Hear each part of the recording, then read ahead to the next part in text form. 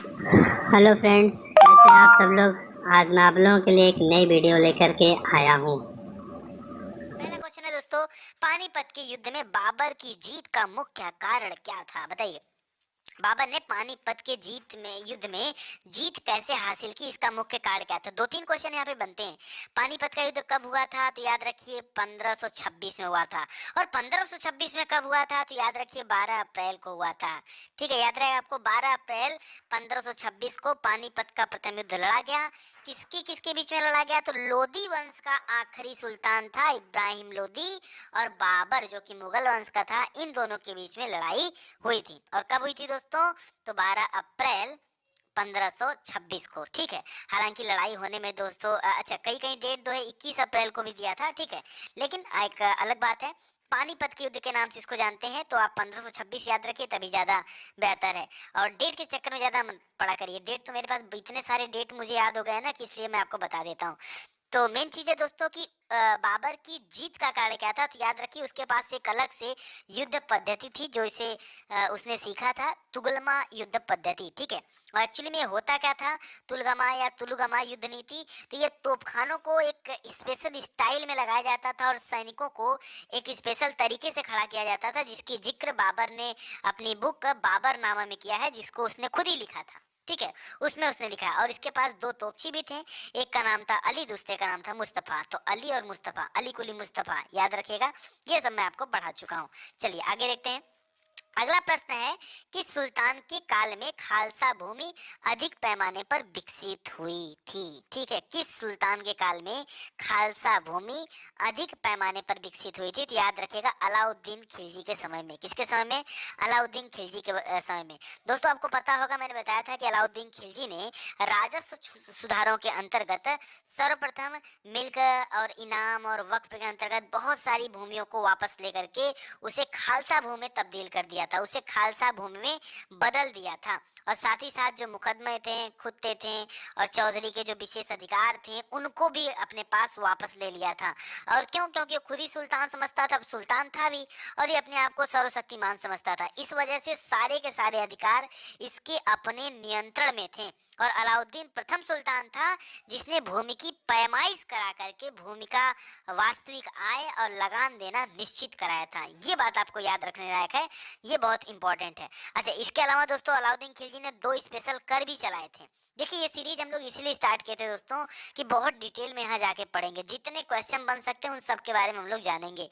तो अलाउद्दीन के द्वारा स्टार्ट किया गया वो दो कर का नाम क्या था? एक आपको पता होगा चराई कर था, ठीक है, जो कि दुधारू पशुओं पर लगाया जाता था। और दूसरा था घरी कर। कौन सा? घरी कर, जो कि घरों पर लगाया जाता था। तो चराई कर और घरी कर, ये दो करों का नाम भी आप इनसे संबंधित याद रखें। बाकी रानी पद्मावती या चित्तौड़ की लड़ाई, ये सब जो आपको पता होगा। ठीक है, अच्छा, बिस्वा वाला कॉन्सेप्ट भी यही लेके आया था अलाउद्दीन भूमि ने। क्या किया था? भूमि के लिए बिस्वा वाला कॉन्सेप्ट लेके आया था। अरे बिस्वा भूमि को मापने की एक इकाई हुआ करती थी, तो ये देखिएगा। चलिए अगला प्रश्न देखते हैं। कारण निम्नलिखित में किसका योगदान होम रूल लीग आंदोलन में नहीं था, या होम रूल लीग की स्थापना में, आंदोलन नहीं था, ठीक है, इसके स्थापना में किसका योगदान नहीं था, उसका नाम बताना है। Bal Gangadhar Tilak, Annie Besant, M Subramaniam Iyer और टी ए अलकाट, किसका योगदान नहीं था? तो याद रखिए दोस्तों, यहाँ पर दो लोग तो बिल्कुल एक साथ थे, एनी बेसेंट और बाल गंगाधर तिलक, सबसे ज्यादा योगदान इनका था। दक्षिण भारत की तरफ जब गए थे लोग, तो इनका साथ कौन दिया था? एम सुब्रमण्यम अय्यर ने दिया था। लेकिन टी ए अलकाट ये होम रूल की स्थापना में नहीं थे। ठीक है, याद रखिएगा कौन नहीं थे? टी ए अलकाट ये नहीं थे। बाकी जो दोनों लोग हैं ये दोनों लोग थे। ठीक है, अच्छा, कभी कभी आपसे पूछता दोस्तों कि इन दोनों लोगों में से किसने सबसे पहले होम रूल लीग बनाया, तो ऐसे में बड़ा कंफ्यूजन हो जाता है। मैं बताऊं दोस्तों, दो होम रूल लीग बनाए गए थे। एक बना था पुणे में, पुणे वाले होम रूल लीग बनाया था बाल गंगाधर तिलक ने। किसने बनाया था? क्योंकि वही महाराष्ट्र से बिलोंग करते थे, तो पुणे में बनाए थे। और जो एनी बेसेंट थी, ठीक है, उन्होंने मद्रास में होम रूल लीग बनाया था। ये दो बात आपको याद रखना है। तीसरी बात कि इस होम रूल लीग जो स्थापना हुई थी, इसका उद्देश्य क्या था? तो इसका उद्देश्य था स्वराज की प्राप्ति करना, जल्द से जल्द स्वराज की प्राप्ति करना। और इसमें सदस्य कौन कौन था? तो ऐसा नहीं कि केवल तीन ही लोग थे, बाल गंगाधर तिलक, एनी बेसेंट और एम सुब्रमण्यम अय्यर। इसके अलावा भी कई सारे लोग थे, जैसे अरुणडेल इसके सदस्य थे, बी एस वाडिया इसके सदस्य थे, सी पी रामास्वामी इसके सदस्य थे। ठीक है, लेकिन कर्नल अलकाट इनका नाम नहीं आता है। ठीक है, हाँ ये जरूर है कि कर्नल अलकाट जो है ये थियोसॉफिकल जो सोसाइटी थी जिसकी स्थापना 1875 में हुई थी उसमें सदस्य थे। थियोसॉफिकल वाले में थे लेकिन इसमें नहीं थे। ठीक है, तो ये बात आपको याद रखना है। अगला है निम्नलिखित वर्गों में कौन सन 1905 के स्वदेशी आंदोलन से मुख्यतः अप्रभावित रहा। ठीक है, कौन सा वर्ग 1905 में हुआ गया था? तो 1905 में बंगाल विभाजन हुआ था, आपको पता होगा। ठीक है, तो बंग बंग आंदोलन इसी दौरान चला था। तो याद रखेगा इसमें कौन साथ नहीं दिया था, ये आपको बताना है। तो दोस्तों याद रखिए, कृषक और मुसलमान ये दो वर्ग जो थे ये अप्रभावित थे। बाकी बुद्धिजीवी और महिलाएं क्या थी, वो प्रभावित थी। इसका मतलब है कि नहीं, इसका मतलब क्या, वो प्रभावित थी। तो याद रखिए कौन सा अप्रभावित है, तो 2 और 3 यहाँ पर राइट आंसर हो जाएगा। कैसे, थोड़ा सा डिटेल जान लेते हैं। देखिए 1905 में बंगाल विभाजन जब हुआ, अच्छा बंगाल विभाजन छोड़िए, इसके अलावा दोस्तों इसी समय में स्वदेशी और बहिष्कार आंदोलन भी हुआ था। और इसका ये हुआ क्यों था, स्वदेशी अपनाने के लिए और बहिष्कार आंदोलन क्यों हुआ था, क्योंकि बंगाल विभाजन के विरुद्ध ही किया गया था 1905 में। तो ये आपको याद रखना है। अरे इसी दौरान आंदोलनकारियों ने क्या किया था, विदेशी वस्त्रों को सड़कों पर जला दिया था और ये बताया था कि यार स्वदेशी अपनाओ। ठीक है, ये चीजें थी। तो इस आंदोलन में खासकर महिलाएं और जो बुद्धिजीवी वर्ग थे उनकी सक्रियता देखने को मिली, लेकिन जो कृषक और मुसलमान वर्ग थे ये इससे अप्रभावित थे। ठीक है, ये दोनों अप्रभावित थे। तो ये आपके लिए बिल्कुल नया प्रश्न है, याद रखेगा। अगला है भारतीय राष्ट्रीय कांग्रेस की प्रथम महिला अध्यक्षा का नाम बताना है। तो एनी बेसेंट कर लीजिए, एनी बेसेंट। ठीक है, हाँ अगर भारतीय पूछ देता तो आपका सरोजिनी नायडू हो सकता है। ये क्वेश्चन तो मैं इतनी बार बता चुका हूँ कि अब मुझे नहीं लगता कि बहुत ज़्यादा बताने की ज़रूरत है। हाँ एक चीज़ कहना चाहूँगा, यहाँ पर जो नाम दे रहा है अरुणा आसफ अली का, इनका नाम बताना चाहूँगा। इनका संबंध 1942 का जो भारत छोड़ो आंदोलन हुआ था ना, उस दौरान इनका पता चलता है। क्योंकि उस दौरान जो भूमिगत रेडियो का संचालन किया था तो उसमें इनका बड़ा साथ आया था। ठीक है, ये और सुचिता कृपलानी ये दोनों लोग मिलकर के सारा काम की थी। ठीक है, तो ये याद रखिएगा, ये मोस्ट इंपॉर्टेंट है। चलिए आगे देखते हैं। नेक्स्ट क्वेश्चन दोस्तों, फिरोज शाह तुगलक द्वारा स्थापित दारुल सफा क्या था? बस कोई बता सकता है दारुल सफा क्या था जिसकी स्थापना फिरोज शाह तुगलक ने किया था? दोस्तों दारुल सफा एक खैराती अस्पताल था। खैराती मतलब वहाँ जो है बिल्कुल कम कीमत पर या नगण्य कीमत पर जान लीजिए कि सुविधाएं मुफ्त थी, स्वास्थ्य सेवाएं दी जाती थी। तो खैराती अस्पताल। इसके अतिरिक्त दोस्तों दीवाने खैरात जो था वो क्या था, दीवाने खैरात की स्थापना भी इसने किया था। ठीक है, याद रखिएगा दीवाने खैरात मोस्ट इंपॉर्टेंट। इसके अलावा बहुत सारा मतलब तमाम बाग लगवाया था, अस्पताल बनवाए थे, स्कूल खुलवाए थे, सड़क बनवाई थी, नहरें खुदवाई थी, बहुत सारा काम किया था। और सबसे ज़्यादा इसके पास दास भी थे, 2.5 लाख से अधिक थे ना, बहुत ज़्यादा दास इसके पास थे। तो दासों के मामले में इसको याद किया जाता है। ये सारी चीज़ आप याद रखिएगा। इसके अलावा दोस्तों इसने मुसलमान लड़कियों के विवाह के लिए और विधवाओं के लिए, अनाथों के लिए आर्थिक सहायता का भी जो प्रबंध किया था ये भी याद रखिए। और क्या इंपॉर्टेंट काम है, हाँ जौनपुर की स्थापना किया था, देखो उसको भी याद रखो। ये 3-4 प्रश्न यहाँ से बनते हैं तो याद रखेगा। और जजिया कर जो है ब्राह्मणों पर इसने लगाया था ये भी याद रखिए। तो यही सब बनते हैं। अब आ गया क्वेश्चन तो बता दिया मैंने आपको। आगे भारतीय संविधान के किस अनुच्छेद के अंतर्गत भारत सरकार का दायित्व है कि वह बाह्य आक्रमण एवं आंतरिक अशांति से राज्यों की रक्षा करे? दोस्तों हमसे आपातकाल के बारे में जानना चाहता है, लेकिन ध्यान दीजिएगा 352, 456, 460 के चक्कर में मत पड़िएगा। ठीक है, 352 जो है वो आपातकाल की सुविधा देता है बाह्य आक्रमण से, लेकिन वह आंतरिक अशांति से राज्यों की रक्षा कर। अब एक ही में तो दे नहीं देगा। ठीक है, लेकिन यहाँ पर तो दोनों बातें रख दिया, तो ऐसे में आप क्या करेंगे बताइए? ऐसे में आप क्या करेंगे, बहुत ध्यान से समझिएगा दोस्तों। ये जो बात बोल रहा है कि रक्षा करे, यह उसका कर्तव्य होगा या उसका दायित्व है, तो दायित्व की बात बताई गई है 355 में। ये क्वेश्चन अगर एग्जाम में आ जाए तो मैं गारंटी लेता हूँ कि बहुत सारे बच्चे गलत करेंगे और राइट आंसर उन्होंने मारा हुआ है, ठीक करेंगे क्या, 356। ये गलती होती है। देखिए बहुत ध्यान से पढ़िए, भारत सरकार का दायित्व है कि करेगा नहीं, उसका दायित्व, उसकी लाइबिलिटी को बताया जा रहा है। तो लाइबिलिटी को बताया गया 355 में, काम को बताया गया 356 में। 355 में क्या कहा गया, सामने लिखा भी है कि वह बाह्य आक्रमण और आंतरिक अशांति से राज्य की रक्षा करे, यह उसका दायित्व है। ठीक है, ये याद रखिए। ठीक है, और 356 जो है उसमें बताया गया है कि संवैधानिक तंत्र अगर विफल हो जाए तो उसके उपबंध में कैसे राष्ट्रपति जो है आपातकाल की घोषणा कर सकता है। ठीक है, ये बताया गया है। ठीक है, और राष्ट्रीय आपातकाल के बारे में 352 में, अब वित्तीय आपातकाल के बारे में 360 में। अब वित्तीय आपातकाल की बात आई गई तो बता दूं कि हमारे देश की हालत बहुत खराब है, हालात बहुत खराब हैं। आज ही जो है उर्जित आर पटेल जो आपके गवर्नर थे, इन्होंने इस्तीफा दिया है। तो दोस्तों आज इसके लिए एक स्पेशल वीडियो वीडियो भी आ रहा है आपके लिए, उसको आप जरूर से देखिएगा। उस वीडियो को देखने के बाद सारी जानकारियां आपको मिल जाएंगी, तो जरूर से देखिएगा जो ये मैं नया वीडियो बनाने वाला हूँ। चलिए आगे देखते हैं। राष्ट्रपति के निर्वाचन संबंधी विवाद का मामला भेजा जाता है, कहाँ पर भेजा जाता है इसका मामला? तो याद रखिए दोस्तों, ये सर्वोच्च न्यायालय सुप्रीम कोर्ट को अधिकार दिया गया है, क्योंकि जो अनुच्छेद 71 है उसमें इसके बारे में बताया गया है, अनुच्छेद 71 में। और ये कहा गया कि ये सर्वोच्च न्यायालय जो है ये अंतिम निर्णय लेगा इसके जांच के लिए, तो ये इंपॉर्टेंट है। कई बार क्या करते हैं लोग जो है निर्वाचन आयोग कर देते हैं, निर्वाचक मंडल नहीं, वो लोग नहीं है, ठीक है। आगे किस वर्ष हिंदुस्तान रिपब्लिकन एसोसिएशन की स्थापना हुआ था? HRA की स्थापना किस वर्ष हुआ था? तो याद रखिए 1924 में हुआ था, मोस्ट इंपॉर्टेंट और काफी अच्छा दल था। और इसकी स्थापना किसने किया था? तो कोई एक व्यक्ति नहीं था, कई सारे लोग मिलकर किए थे। राम प्रसाद बिस्मिल का नाम सुना होगा, योगेश चटर्जी का नाम सुना होगा, सचिन नाथ सन्याल का नाम सुना होगा, इन लोगों ने मिलकर किया था, ठीक है। तो याद रहेगा आपको, और मोस्ट इंपॉर्टेंट है। और इसी के बाद 1925 में दोस्तों काकोरी कांड भी हो गया था, तो भी याद रखिएगा, ठीक है। हिंदुस्तान, अच्छा इसी में सोशलिस्ट अगर लग जाए, हिंदुस्तान समाज सोशलिस्ट रिपब्लिकन एसोसिएशन, तो उसकी स्थापना जो भगत सिंह ने किया था, वो याद रखिएगा। भगत सिंह और चंद्रशेखर आजाद वगैरह इसमें लोग मिलके थे, ठीक है, तो वो याद रखिएगा। तो मोस्ट इंपॉर्टेंट है, ये भी कई बार एग्जाम में पूछ ही लेता है आपसे। चलिए आगे बढ़ते हैं। नेक्स्ट है, भारत में अधिकांशतः बेरोजगारी है। कैसी बेरोजगारी भारत में देखने को मिलती है?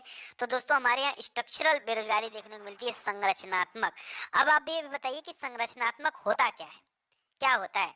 तो चलिए आइए बेरोजगारी के बारे में बताता हूँ। बेरोजगारी मतलब क्या? जो काम चाह रहा है, काम करना चाह रहा है, काम करने का इच्छुक है, बट उसको कार्य करने को मिल नहीं रहा है, ठीक है, तो यही होता है बेरोजगारी।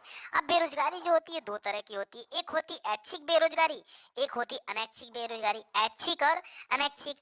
जो अनैच्छिक होता है वो कई सारे में बटा होता है, जैसे उसी में होता है संरचनात्मक बेरोजगारी, अल्प रोजगार, ठीक है, प्रच्छन्न बेरोजगारी, शिक्षित बेरोजगारी। आप कैसे हो? आप शिक्षित बेरोजगारी में हो, मतलब आप शिक्षित होने के बावजूद भी आपको रोजगार नहीं मिल रहा है, ये होता है। कुछ लोग मौसमी बेरोजगारी होते हैं, जैसे मान लीजिए जो स्वेटर की बुनाई करते हैं। अभी क्या है ना कि हमेशा तो ठंडी पड़ेगा नहीं, ठंडी तो नवंबर दिसंबर पड़ता है, तो स्वेटर का काम भी जो है उसी के 1-2 महीने पहले स्टार्ट होता है, तो पूरा सालों साल तो रहेगा नहीं, तो मौसमी बेरोजगारी है कि नहीं? वो कैसा हो गया? मौसमी बेरोजगारी। इसी तरह से शहरी बेरोजगारी, ग्रामीण बेरोजगारी, ये भी होता है। और हमारे यहाँ क्या है, हमारे यहाँ संरचनात्मक बेरोजगारी ये बहुत बड़ी है, ठीक है। तो भारत में जो मूल रूप से बेरोजगारी वो कैसी है? वो स्ट्रक्चरल है, ठीक है। स्ट्रक्चरल माने जान लीजिए कि काम तो बहुत सारा है, लेकिन हर व्यक्ति हर काम करना नहीं चाहता। अच्छा, अगर आप में से किसी के पास दुकान है तो आपको पता होगा कि आपको एक बेहतर आदमी की जरूरत है जो आपकी दुकान पे काम करे, ठीक है। आपको जरूरत है, उसके बाद भी आपको आदमी नहीं मिलेगा, यही है स्ट्रक्चरल बेरोजगारी, ठीक है। काम भी बहुत सारा है लेकिन लोग उस काम को करना नहीं चाहते हैं, ठीक है। उनको क्या चाहिए? उनको आवश्यकता से अधिक रुपया चाहिए, इसके लिए उस छोटे काम में वो अपने आप को सुटेबल नहीं महसूस करते हैं। तो चलिए अगला प्रश्न देखते हैं। हरित क्रांति में प्रयुक्त मुख्य पादप फसल कौन सा है? हरित क्रांति में कौन सा फसल है मुख्य पादप के रूप में? तो मैक्सिकन गेहूं। ये भी क्वेश्चन अगर एग्जाम में बने दोस्तों, तो बहुत सारे लोग जान लीजिए गलती करेंगे। क्यों? क्योंकि ऐसे में पता है उनका ध्यान या तो गेहूं पे जाएगा या तो चावल पे जाएगा, और जैसे ही मैक्सिकन और एमर और भारतीय जैव चावल इस सब का नाम आएगा ना, वो कंफ्यूज हो जाएंगे कि एक्चुअली में जो मुख्य पादप था वो क्या था। तो दोस्तों 1960 के दशक में हम कह लें, चाहे 1966-67 के दौरान जब यह हरित क्रांति आया, जो लेकर आए थे कौन? डॉक्टर MN स्वामीनाथन जी ने। तो वो जब लेके आए थे तो वो मैक्सिकन गेहूं और ड्वार्फ चावल, याद रखिएगा, दोनों बात याद रखिएगा। चावल में कौन सा? भारतीय चावल नहीं दोस्तों, ड्वार्फ। ये दोनों बात याद रखिए। देखिए क्या है ना कि हमारे चैनल पे आपको एक्स्ट्रा ही दिया जाएगा, तभी तो आप रहोगे, और अगर सभी की तरह पढ़ा दिया जाएगा तो मजा नहीं आएगा। तो जो कुछ नया मिलता है उसको ध्यान से सुना करो और याद रखने की कोशिश किया करो। और मैं वैसे ही बहुत ज्यादा रिपीट करता हूँ, तो इसलिए धीरे धीरे चीजें याद ही हो जाएंगी। तो मैक्सिकन गेहूं और ड्वार्फ चावल, इन दोनों की उच्च पैदावार वाली किस्मों का परिचय कराया गया था इस दौरान, हरित क्रांति के दौरान, ये आपको याद रखना है। अच्छा, वर्ल्ड वाइड कौन फेमस है? तो डॉक्टर नॉर्मन ई बोरलॉग का नाम है, जो कि एक अमेरिकन वैज्ञानिक थे, ठीक है, कृषि वैज्ञानिक थे। ये सब याद रखिए। तो मैक्सिकन गेहूं, और यहाँ पर अगर ड्रॉप चावल देता तो भी सही हो जाता। आगे है, निम्नलिखित में से कौन सा तत्व परमाणु ईंधन की श्रेणी में नहीं आता है? आज के प्रश्न बहुत अच्छे हैं। कौन सा परमाणु ईंधन की श्रेणी में नहीं आता? तो याद रखिए कैडमियम जो होता है, यहाँ पर दिया हुआ कैडमियम नहीं आता। बाकी थोरियम हो गया, प्लूटोनियम हो गया, यूरेनियम हो गया, ठीक है, ये सभी जो है ये परमाणु के उपयोग में जो ईंधन के रूप में उपयोग किया जाता है, तो वहां पर इनका काम आता है। जैसे थोरियम को ले लो, थोरियम को यूरेनियम में बदल कर उपयोग किया जाता है। जबकि कैडमियम क्या होता है, कैडमियम जो है उसको कह लें हम तो शीतलक के रूप में इस्तेमाल करते हैं, मंदक के रूप में इस्तेमाल करते हैं, शीतलक, ठीक है। तो कैडमियम नहीं होता यहाँ पर, कैडियम हो गया, अभ्रक भी होता है कहीं कहीं पर D2O दिया हुआ, ये सब इस्तेमाल किए जाते हैं बट दूसरे कार्यों में। आगे, पत्तियां क्यों हरी दिखती हैं? अब इतना सिंपल सा क्वेश्चन अगर पूछ दोगे, अच्छा एक आध सिंपल होना भी चाहिए, है कि नहीं? चलो बता ही दो, अगर सिंपल लग रहा है तो। अजीब ढंग से उत्तर दिया है, नहीं बता पाओगे, थोड़ा सा कठिन लगेगा आपको, बता लोगे बता लोगे। सुनो, क्यों हरी दिखाई देती है? तो याद रखिए, हरे वर्ण का प्रतिबिंब और बचे वर्णों का अवशेषण। अब आप कहोगे सर हमने तो पढ़ा था कि क्लोरोफिल के कारण पत्तियां हरी दिखाई देती हैं। हाँ भाई, आप ही की बात सही है, बट यहाँ पर क्या है ना कि थोड़ा सा चेंज है, थोड़ा सा चेंज है। कैसे? ध्यान से सुनिए। हरे वर्ण का जो प्रतिबिंब होता है, या मैं कह दूं कि जो बचे वर्णों का अवशेषण होता है, इनके वजह से पत्तियों का रंग हरा दिखाई देता है, क्योंकि प्रकाश में अन्य रंगों का अवशेषण तो हो जाता है और हरे रंग का परावर्तन के कारण वह अस्थायी रूप से बना रहता है। दूसरे पत्तियों में क्लोरोफिल के कारण भी उसका रंग हरा दिखाई देता है, कई सारे पत्तियों में। तो ये दोनों याद रखिएगा, समझ रहे हैं, ये दोनों याद रखिएगा, ठीक है। चलिए और देखिए, नेक्स्ट देखते हैं आगे। रमन इफेक्ट क्या है? रमन इफेक्ट भाई नोबेल बट गया। अब इतना सिंपल सी चीज अगर नहीं आती तो गड़बड़ है आपके लिए। रमन इफेक्ट, रमन प्रभाव के प्रयोग से यह विकसित किया गया। क्या विकसित किया गया था दोस्तों? धूप के चश्मे। रमन इफेक्ट धूप के चश्मे क्या विकसित किया गया था? सुनिए ध्यान से। रमन इफेक्ट के सिद्धांत पर ही आंख के धूप के चश्मे का निर्माण किया गया, जिसमें सूर्य की किरणों का अवशोषण करके आंखों को तेज प्रकाश से बचाया जा सकता है। मोटी मोटा कहा जाए तो यही था रमन इफेक्ट, ठीक है, यही था रमन इफेक्ट, याद रखेगा। आगे, खाने का नमक यानी NaCl यानी सोडियम क्लोराइड जो होता है, ये किससे बनता है? ठीक है, अब आप कहोगे सोडियम क्लोराइड से बनता है, सोडियम क्लोराइड और उत्तर क्या दिया हुआ है? कमजोर अम्ल कमजोर क्षार, मजबूत अम्ल मजबूत क्षार, ठीक है। तो याद रखेगा NaCl में सब मजबूते होता है, कुछ कमजोर नहीं होता है। क्या होता है? सब मजबूत। तो याद रखेगा, अम्ल भी मजबूत होता है और क्षार भी मजबूत होता है, दोनों की मजबूत मात्रा ही होती है। और वैसे भी जो नमक है हमारे भोजन का अभिन्न अंग माना जाता है, ठीक है। आगे देखिए, जल की अस्थाई कठोरता का क्या कारण है? जल की अस्थाई कठोरता, तो क्या कारण है बताइए? कैल्शियम और मैग्नीशियम के क्लोराइड और सल्फेट। कौन कौन सा कारण है? कैल्शियम और मैग्नीशियम, इन दोनों के क्लोराइड और सल्फेट, ये दो कारण है जल की अस्थाई कठोरता का। याद रहेगा आपको, याद रहेगा आपको। अच्छा, मान लीजिए कि अगर इनको जल से अलग करना है तो क्या किया जाएगा? इसमें सोडियम बाइकार्बोनेट का घोल मिला देंगे तो क्या हो जाएगा? इसके लवण जो है अघुलनशील हो जाएंगे और ये क्या हो जाएंगे? अलग हो जाएंगे। छान करके उनको अलग भी कर सकते हैं। ये भी प्रश्न अपने आप में अच्छा है, ठीक है। सोडियम बाइकार्बोनेट का अगर घोल मिला दिया जाए तो अलग हो जाएंगे, ठीक है। ये सब भी याद रखिए। आगे, प्रकाश संश्लेषण में सूर्य के प्रकाश की कौन सी रश्मियों का पर्ण रहित द्वारा यानी क्लोरोफिल द्वारा सर्वाधिक उपयोग किया जाता है? किसका सबसे ज्यादा उपयोग किया जाता है? तो दोस्तों लाल रंग का। किसका? लाल रंग का, क्योंकि आपको पता है कि प्रकाश संश्लेषण क्रिया बैगनी रंग के प्रकाश में सबसे कम होती है और लाल रंग के प्रकाश में सबसे ज्यादा होती है। तो उत्तर क्या हो जाएगा आपका? लाल रंग हो जाएगा। बैसिलस थुरिंजिएंसिस का उपयोग होता है, किसमें इसका इस्तेमाल किया जाता है? तो ये एक जैविक कीटनाशक का नाम है। ये क्या है? एक तरह के जैविक कीटनाशक का नाम है। क्या? बैसिलस थुरिंजिएंसिस, याद रहेगा आपको।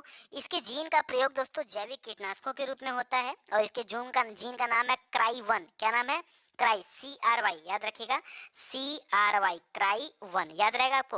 और जेनेटिकली मॉडिफाइड पौधों में भी इस बैक्टीरिया के जीन का इस्तेमाल किया जाता है, जिन पौधों का इस्तेमाल जो है जेनेटिक तरीके से किया गया वहां पर। बेरोजगारी समस्या से गरीबी बढ़ती है, क्यों बढ़ती है ये आपको बताना है।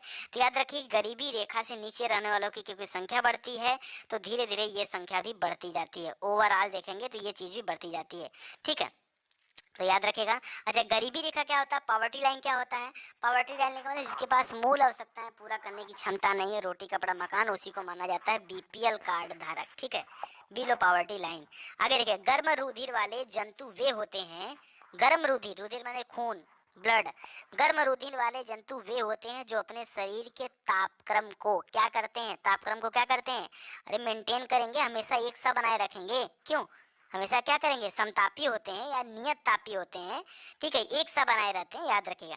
अब कौन कौन से होते हैं? जैसे मनुष्य का ले लीजिए, बकरी को ले लीजिए, या जो भी जीव जंतु हमारे आसपास, इन सभी का जितने भी स्तनी है मैक्सिमम में, ठीक है, ये होता है। अच्छा, कितना होता है? 36 से लेकर 39 डिग्री सेंटीग्रेड तक अपने शरीर को गर्म किए रहते हैं। तो याद रखिए, यहाँ पे क्या हो जाएगा? हमेशा एक से बनाए रहते हैं, ठीक है।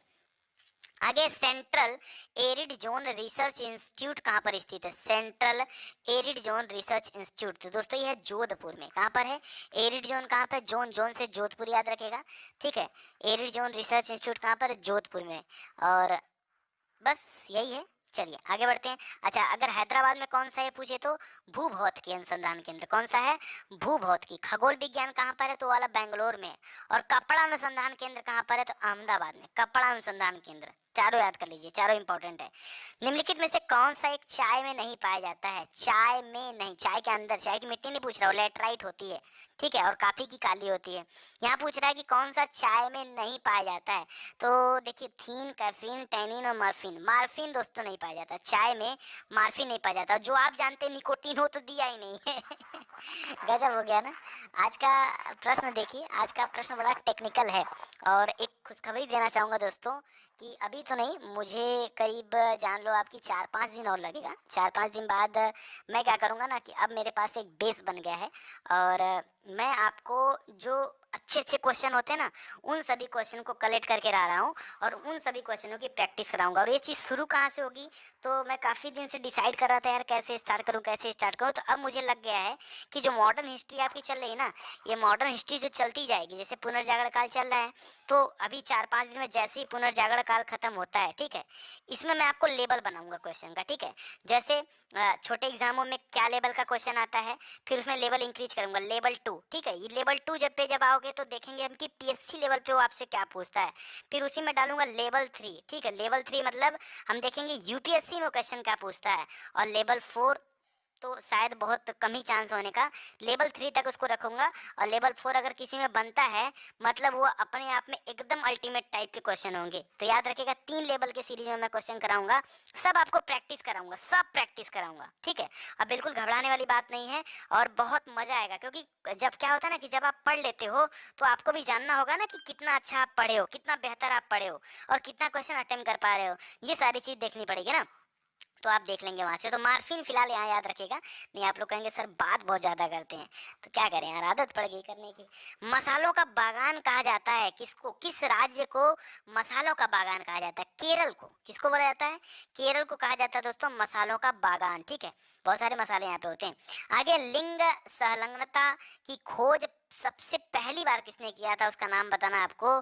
तो ये किया था मोर्गन ने। किसने किया था? मोगली याद कर लो यार, मोर्गन को गोली मारो, मोगली याद रख लो, ठीक है। मोगली ने किया था, ठीक है। लिंग संलग्नता की खोज किसने किया था? मोगली ने किया था, ठीक है। मोर्गन मत याद रखो, मोगली याद रखो। चलो आगे देखते हैं। वैसे वो बेचारा अकेले था, जंगल में दौड़ रहा था, क्या खोजता अपने लिए, कुछ नहीं मिलता उसको। आगे देखिए, मिर्च यानी चिली का में रंग का विकास किसके कारण होता है? ओहो, पता है, अगर एग्जाम में क्वेश्चन आ जाए तो लोग पता है लोग रट्टा मारते हैं, मतलब एकदम रट लेते हैं। या पता है उनके जीवन में है कि जहाँ मिर्चा लिखा होगा वहीं लिखा होगा कैप्सेसिन, ठीक है, बस उसी को टिक मार दो, चाहे क्वेश्चन कुछ पूछा हो, इससे उनको कोई मतलब नहीं। अरे मेरे भाई, वो मिर्च की तीखापन का नहीं पूछ रहा, वो पूछ रहा है मिर्च में रंग का विकास कैसे होता है। तो कैप्सेसिन मत कर देना, कैप्सेसिन की वजह से मिर्च में तीखापन होता है। यहाँ पूछ रहे रंग का विकास, उत्तर होगा क्या? कैप्सेथीन। क्या होगा? कैप्सेंथीन, याद रखेंगे, कैप्सेंथीन, कैप्सेंथीन, कैप्सेंथीन, मोस्ट इंपॉर्टेंट, याद रखिए, ठीक है। चलिए आगे बढ़ते हैं। आगे, पपीते में प्रचुरता होती है, बताइए किसकी प्रचुरता होती है? तो सबसे ज्यादा वहां पर पाया जाता है विटामिन ए। पपीते में सबसे ज्यादा क्या पाया जाता है? Vitamin A. इसके अलावा विटामिन बी भी होता है, विटामिन सी भी होता है पपीते में। बी में अगर हम बात करें तो बी में तो बी कॉम्प्लेक्स होता है, तो उसमें कौन कौन सा होता है? तो B1 और B2 दोनों होता है। इसके अलावा विटामिन सी भी पाया जाता है पपीते में, बट याद रखिए विटामिन ए की मात्रा सबसे ज्यादा होती है पपीते में, ठीक है, विटामिन ए की मात्रा। चलिए आगे देखते हैं।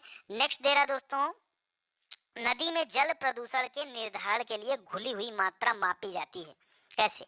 अगर मान लीजिए कोई नदी है, उसमें जल प्रदूषण है, तो उसकी मात्रा हम कैसे माप सकते हैं? ठीक है, कैसे? घुली हुई मात्रा के, एक मिनट, नदी में जल प्रदूषण के निर्धारण के लिए घुली हुई मात्रा किसकी? अरे यार, उसमें ऑक्सीजन चेक कर लिया जाता है, क्योंकि अगर ऑक्सीजन की उपलब्धता होगी, नदी शुद्ध होगी, तो वहाँ एक स्पेशल जीव होता है जिसका नाम क्या है, क्या है, क्या है? डॉल्फिन। और कैसी डॉल्फिन? अंधी डॉल्फिन, ठीक है, वो हमेशा शुद्ध जल में ही पाई जाती है, नदियों के शुद्ध जल में पाई जाती है। और जहाँ पर ऑक्सीजन की मात्रा अच्छी होगी मतलब पानी क्या है, शुद्ध है। आजकल सबसे अधिक प्रयुक्त होने वाली इनपुट डिवाइस कौन सी है? सबसे ज्यादा प्रयुक्त होने वाली इनपुट डिवाइस, कीबोर्ड का इस्तेमाल होता है भाई, कीबोर्ड का। इतना टाइपिंग मांग दिया एग्जाम में कि कीबोर्ड तो चाहिए चाहिए ना। इनपुट डिवाइस, आउटपुट नहीं पूछ रहा है, नहीं कहोगे सर मॉनिटर।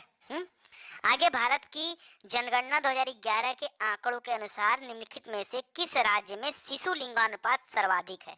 शिशु लिंगानुपात यानी जो बच्चे होते हैं उनका सेक्स रेशियो सबसे अच्छा है, बढ़िया है, ज्यादा है, कहाँ पर? तो याद रखिए दोस्तों, छत्तीसगढ़ का ज्यादा है। यह आपके अनुमान से एकदम अलग ही उत्तर है, ठीक है। छत्तीसगढ़ में शिशु लिंगानुपात क्या है? वो सबसे ज्यादा है। कितना है? 972। कितना है? 972 है, ठीक है। याद रखिएगा, मोस्ट इम्पोर्टेंट। ओके, 972 है कि 969 था, देख लीजिएगा एक बार। शायद सर्वाधिक, सबसे ज्यादा शायद अरुणाचल का है, दूसरे नंबर पे आपका यहाँ पे, लेकिन अरुणाचल का नाम है, छत्तीसगढ़ ही होगा, ठीक है। एक बार चेक कर लीजिएगा। पंजाब हरियाणा देखिए बच्चों की कितनी हत्या होती है, उत्तर प्रदेश में कोई पैदा नहीं करना चाहता, तो ये हटा दीजिए सेक्स रेशियो में, तो बच गया आपका छत्तीसगढ़।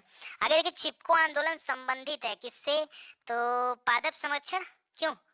पादप संरक्षण की प्रजनन? नहीं नहीं नहीं नहीं, क्या गजब का दे दिया, बताइए। पादप संरक्षण होगा, प्रजनन नहीं।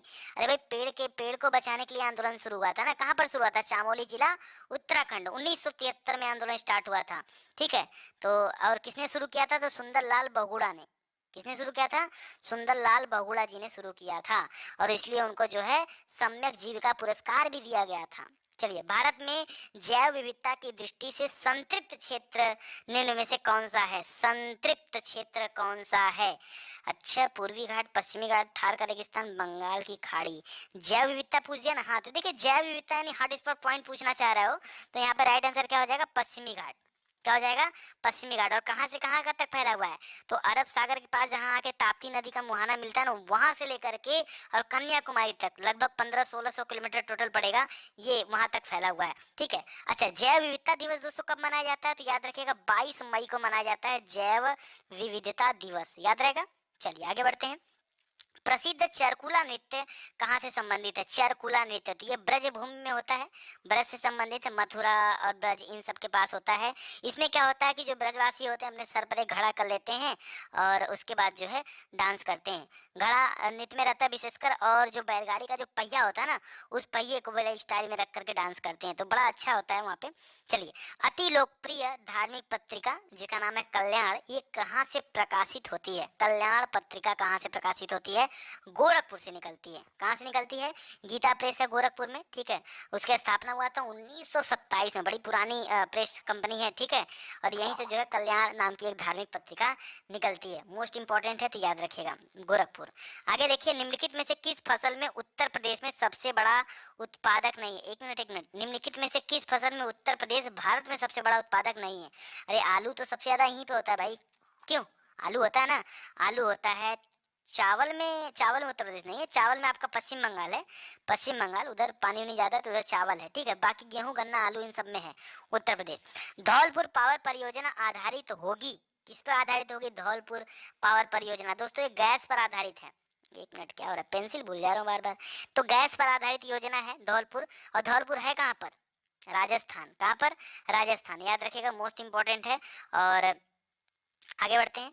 भारत में लोकपाल एवं लोकायुक्त की स्थापना का सुझाव दिया गया, किस आयोग ने दिया था? लोकपाल और लोकायुक्त की सुझाव, और आज तक ये लागू भी कायदे से नहीं हो पाया, तो प्रशासनिक सुधार आयोग ने इस सुझाव को दिया था। किसने? प्रशासनिक सुधार आयोग ने, ठीक है।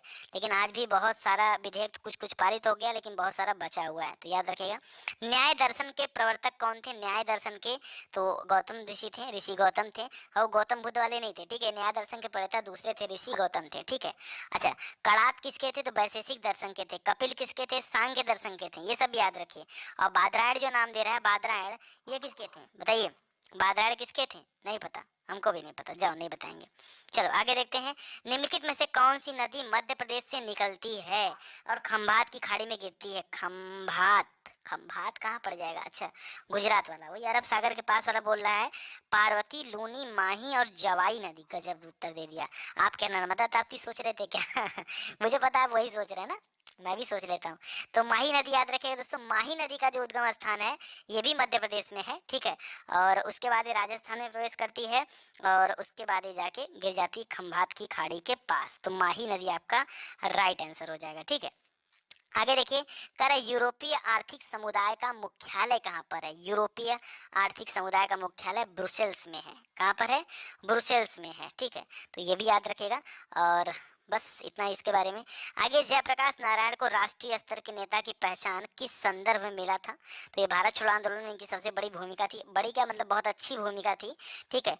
क्यों अच्छी भूमिका थी? क्योंकि जब इनको गिरफ्तार कर ऑपरेशन जीरो आवर चला तो इनको गिरफ्तार किया गया, गिरफ्तार करके बंद कर दिया गया हजारीबाग जेल में, ठीक है। और वहीं से भागकर जो है कहाँ पर वो दीवार वार लांग के तोड़ ताड़ के भाग गए वहां से, ठीक है। और उसके बाद अंडरग्राउंड हो गए और फिर वहीं से 1942 का आंदोलन खड़ा कर दिए पूरा, तभी तो इनका नाम एकदम प्रचारित हो गया। इसके पहले कोई जानता नहीं था इनको, ठीक है। बाकी भूदान आंदोलन में कौन है? विनोबा भावे जी। आगे, समुद्र तल पर पृथ्वी के केंद्र से सबसे निकट स्थान कौन सा है?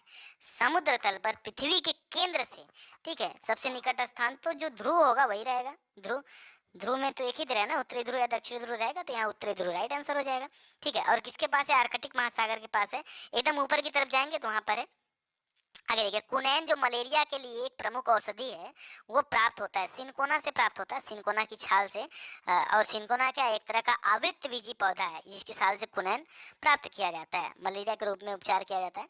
आगे, निम्नलिखित में से किसने 1872 में नेटिव मैरिज एक्ट को पारित कराने में महत्वपूर्ण भूमिका निभाई थी? तो पहले सन देखिए, उसके बाद काम करिए। 1872 में पूछ रहा है, ठीक है। तो याद रखिए, केशव चंद्र सेन ने इस काम को किया था। केशव चंद्र सेन जी ने नेटिव मैरिज एक्ट को पारित कराने में, जिसको सिविल मैरिज एक्ट भी कहते हैं, उसके तहत जो है क्या करवाया था? 14 वर्ष से कम आयु तथा 18 वर्ष से कम आयु के लड़कों का विवाह जो है वर्जित कर दिया था, ठीक है। 14 वर्ष लड़की वाला रहेगा और 18 वर्ष लड़कों वाला। तो ये काम किया था और इसमें हेल्प किसने किया था? तो केशव चंद्र सेन जी ने, ठीक है।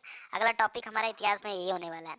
विजयनगर के उस पहले शासक की पहचान करें जिसने बहमनियों से गोवा छीना था, ठीक है। पहला शासक बताना है तो हरिहर द्वितीय। किसने छीना था? हरिहर द्वितीय ने बहमनियों से गोवा छीन लिया। और इसकी स्थापना किसने किया था? तो 1336 में हरिहर बुक्का नामक दो भाइयों ने विजयनगर साम्राज्य की स्थापना किया था। हालांकि हरिहर प्रथम भी इसका शासक हुआ है, ठीक है, लेकिन हरिहर द्वितीय की बात कर रहा हूँ। हरिहर बुक्का जो है वो हरिहर प्रथम था और बाद में हरिहर द्वितीय जो आता है वो जो है काम किया हुआ है। तो याद रखिएगा, संगम मौन से यहीं पे चल रहा था, मोस्ट इंपॉर्टेंट है। और गोवा भी छीना था और बाद में चल के बेलगांव जो पड़ता है, ठीक है, वो भी छीना था जाके। आगे देखिए, भारत के उच्चतम न्यायालय में न्यायाधीशों की संख्या में वृद्धि करने की शक्ति किसके पास है? तो संसद के पास है। संसद चाहे तो कानून बनाकर, नियम बनाकर, ठीक है, कर सकती है। हालांकि 124 अनुच्छेद जो है उसके तहत जो है सुप्रीम कोर्ट के बारे में डिटेल में बताया गया, लेकिन ये काम का अधिकार जो है किसके पास है? संसद के पास। और अभी तक कितने लोग हैं? तो कुल 31 लोग हैं मुख्य न्यायाधीश को ले करके, और ऐसे अगर देखेंगे तो 30 लोग हैं, ठीक है। चलिए आगे देखते हैं। आगे है, प्रत्येक पंचायत का कार्यकाल 5 वर्षों का होगा। हाँ, तो होने दो ना, क्या दिक्कत है। अपनी पहली बैठक की तिथि से, हाँ ये चीज़ है। मतलब कब से? चुनाव से या जब वो बन जाता है तब से? नहीं, ऐसा कुछ नहीं है। पहली बैठक की तिथि से 5 वर्ष का होता है, ठीक है। और ऐसा कहाँ कहा गया है? तो 73वां संविधान संशोधन जो हुआ था 1992 में, ठीक है, 73वां, वहाँ पर हुआ था, वहाँ पर बताया गया। अभी हाल ही में किसे कर्नाटक राज्य का उप मुख्यमंत्री चुना गया है? ये तो करंट का क्वेश्चन है, तो अभी के लिए फिलहाल याद रखिएगा डॉक्टर जी परमेश्वर। यही है ना कि कोई और है? एक बार देख लीजिएगा आप लोग, मुझे क्लियर नहीं है, ठीक है। वहाँ तो अभी कुछ विवाद भी हो रहा था, तो हो सकता है चेंज वेंज कोई हो गया हो। आगे, वित्तीय वर्ष 2017-18 में भारत के वस्तुगत आयात लगभग कितने थे? 17-18 के दौरान पूरा वस्तुगत आयात मतलब होता है दोस्तों इंपोर्ट, ठीक है। ये कितने थे? तो दोस्तों याद रखिएगा, ये 460 अरब डॉलर था। कितना था? 460 अरब डॉलर। जबकि अगर हम एक्सपोर्ट की बात करें तो ये एक्सपोर्ट कम था, तो इसीलिए तो होता है बजटीय प्रॉब्लम कि एक्सपोर्ट कम कर रहे हैं और इंपोर्ट ज़्यादा कर रहे हैं, मतलब भेज कम रहे हैं और मंगा ज़्यादा ले रहे हैं। आगे, 21वें राष्ट्रमंडल खेल 21वें हाँ 21वें राष्ट्रमंडल खेल में कितने खेलों को शामिल किया गया था? 21वें में, ठीक है, बताइए। 21वें राष्ट्रमंडल खेल में पहली बात तो याद रखिए 2018 में हुआ था, अप्रैल में हुआ था, अप्रैल 2018 में, ठीक है, याद रखिएगा। और इसमें जो है ऑस्ट्रेलिया में हुआ था और क्वींस गोल्ड कोस्ट आपने सुना होगा, वहां पर हुआ था। कुल 71 देशों ने इसमें भाग लिया था। और ये आपसे पूछ रहा है कि कितने खेल शामिल किए गए थे, तो 19। कितने खेल? 19 खेलों को शामिल किया गया था। 71 देशों ने भाग लिया था और 19 खेल को शामिल किया गया था। और आज के लिए आपका आखिरी प्रश्न कि अप्रैल 2018 में राष्ट्रमंडल राष्ट्रों के राष्ट्र प्रमुखों का सम्मेलन जो है ये कहाँ पर आयोजित किया गया, तो ये लंदन में आयोजित किया गया था। ठीक है, लंदन ब्रिटेन में। और अगला जो होगा वो 2020 में होगा। ठीक है, और वो कहाँ पर होगा, तो रवांडा में होगा। रवांडा की राजधानी कहाँ पर है, रवांडा की राजधानी किगाली। ठीक है, और इसी के साथ दोस्तों ये सीरीज होती है समाप्त। और फटाफट आप लोग भागना शुरू कर दिए। अरे भैया मेरे एडवर्टीजमेंट को भी देख लेना, भूल मत जाना। ठीक है, एडवर्टीजमेंट को जरूर से देखना और अच्छा लगेगा तो शेयर भी जरूर से करिएगा। ठीक है, थैंक यू सो मच।